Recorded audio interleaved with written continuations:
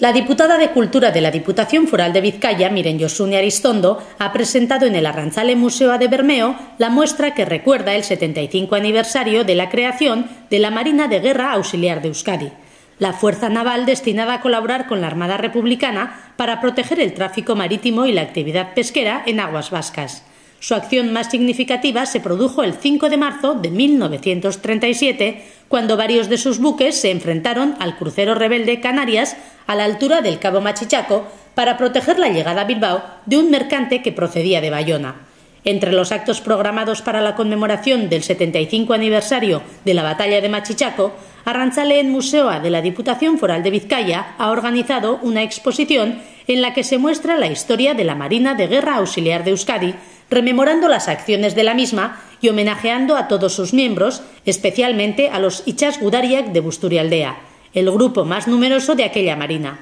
La muestra se podrá ver hasta el próximo día 27 de mayo en la sala de exposiciones temporales de Arrantzaleen Museoa en Bermeo.